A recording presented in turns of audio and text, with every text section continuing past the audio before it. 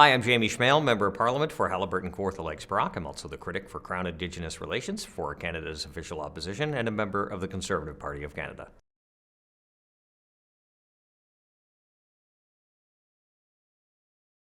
Why did I run for political office? Well, I never really had any interest in running for political office. I was a journalist by trade, and I did that for about 7 years. So when I started as a journalist, we were given such things as beats, right? You had a specialty area that you had and were to be the lead on that in the particular newsroom. Mine was politics. For some reason, I was given that. Of course, the crime beat, the police, fire, ambulance was always the first to be taken, so I got the political beat, which wasn't a bad thing, but it gave me a chance to learn about how all levels of government worked, the players involved, and what had to come together to get things moving, and not only solved on the local level, but also on the provincial and national level. So that really got a bug in my system for it, and I ran for the party's nomination, Conservative Party of Canada nomination in 2004, when the two legacy parties came together and formed what is now the Conservative Party.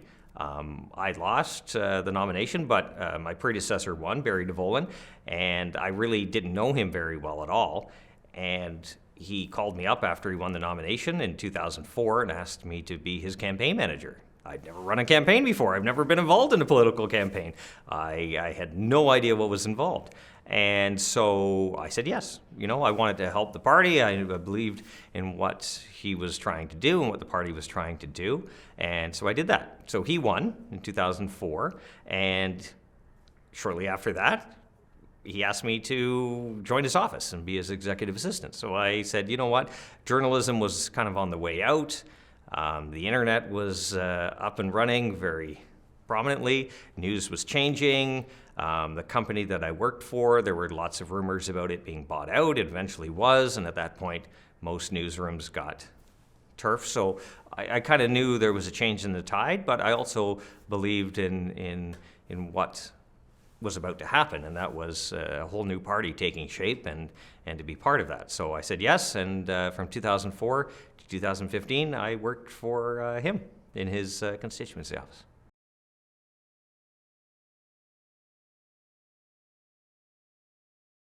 We actually have a whole series of little victories every single day in the constituency office. We help people with their immigration file to get Canada pension, like passports that you're bound to travel in a couple of days and you can't find it in the passport office, or they're looking for information, you have no idea what's going on. So we have tons of little victories all the time, but specifically a few ones that we've had a hand in directly is a program called the Capital Experience. Now, my predecessor started that many years ago. So we bring 2 students from each of the riding 7 secondary schools to Ottawa, not to learn about politics, although there is a piece of that. It's to learn about career opportunities that they might not be aware of. And in a small town, and I have a rural riding, the biggest town in my riding is 20,000, surrounded by a bunch of smaller ones. So you can imagine that it would be tough to get an idea of what's out there, right? And we take people to an embassy, we meet a journalist, and you know, the various pieces that are involved in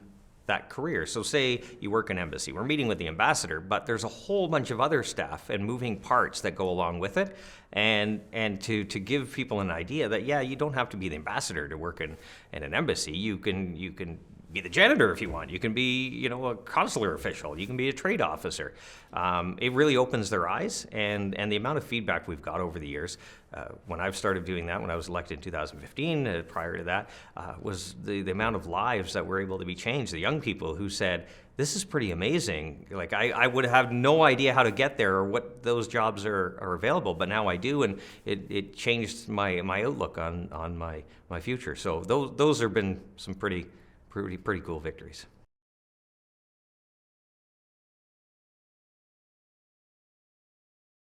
I am motivated every day by the fact that I am one of 338 people that do this job, and it's a tremendous amount of responsibility.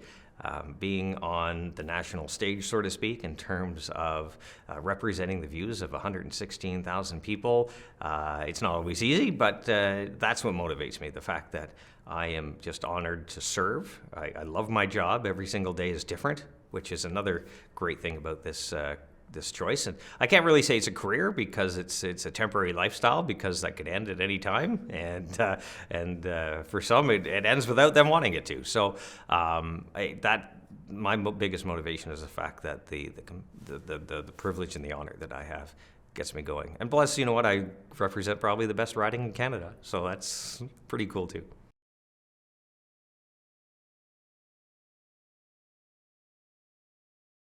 I've learned a lot since becoming MP. Many things I didn't know, but one of the most interesting challenges, I'll just say personally, and working in a constituency office for an MP, I knew a little bit about it, but to actually go through it myself was something you only learn about through experiencing, and that was how to balance your schedule. You have constituency time, you have Ottawa time, you have to figure out where to put family time and friend time, and usually through that experience, your friend time kind of peels off, and then you try to balance the family time, and that's tough too. And that was more so the case, and it still is, but more so the case prior to the pandemic, because things were always going where you had to, if you wanted to meet someone and have a meeting, you actually had to fly or drive to that person. Now, after the pandemic, we used Zoom, to kind of help with that. But there was a lot of demands on time, which is great. I love to be busy, and I love that moving at 90 miles an hour. But it was tough to balance, and my predecessor always talked about it. To actually experience it was something that was a bit of eye-opening.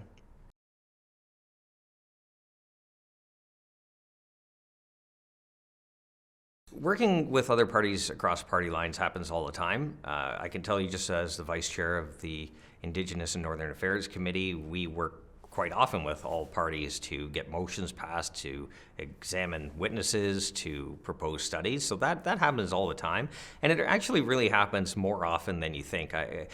Usually in the media, or for young people who might have parents at home, they wonder why politicians in Ottawa can't get along. Well, a lot of times we actually do. It's just not said on the news a lot, right? I can't remember what journalist used to sign off the newscast. I should know this. Used to say, well, and finally, 1,572 planes landed safely today, right? It was just to say lots of good news are happening. We only report when there's conflict. And that's kind of what happens today, is the fact that many times legislation passes with 2, 3, 4 party support, and it doesn't really get publicized as much. So although our system is a very adversarial system in terms of our parliamentary democracy, there are lots of examples where all parties work together to achieve common goals.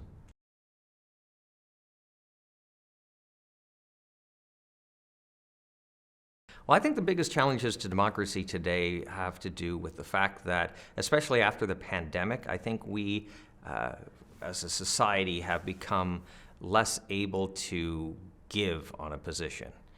For example, you would have your opinion, I'd have my opinion, and that's it. And if you disagree with me, I'm not listening to you, or I'm not your friend anymore, right? I think that's happened a lot lately. And like I said, I think the pandemic accelerated a lot of that. And that is really unfortunate, because that's how we solve problems.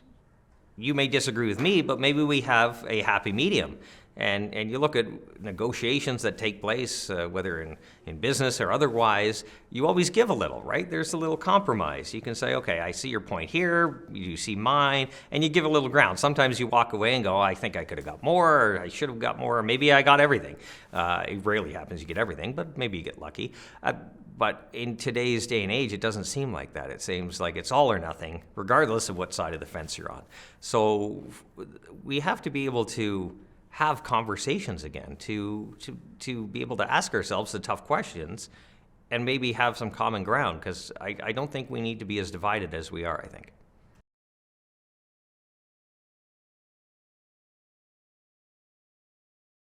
Well, I'll go back to my capital experience program, bringing 2 students from each of the 7 secondary schools in my riding. It's been a tremendous experience. Not only have we met some really amazing people with some pretty great views, but one of the best things I also do is go into schools and talk to young people about civics, and gives them a chance to not only meet me, but ask me any question they want. And I recently went into a grade 12 civics class, in Lindsay, Ontario. And the questions and the dialogue was absolutely fascinating. It was just so great to see people not just engaged in politics, but engaged in their community and trying to figure out how things work, or why did this happen, and can you explain this? And then we'd have a debate over it. And it was really great that we were able to have those conversations. So hopefully that is a sign of good things to come.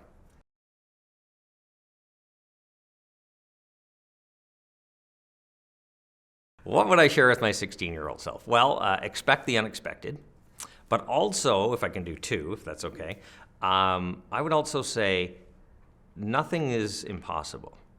For an example, sometimes you'll have a task and you'll see like you hit a wall, and sometimes you give up. But if you really want to get it done, you can get it done. There's always a way. And a friend of mine actually put it this way. If I was given a task, and at first I looked at the task and it seemed like it was impossible to get it done, but somebody said, I'll give you $1 million if you could figure out that task. Would you stop or would you keep going? You would keep going. That's what I'd say. Keep going. If there's something you want, if there's something you know can be accomplished, but you do have roadblocks, because that's life, there's roadblocks everywhere, you can get it done if you push hard enough.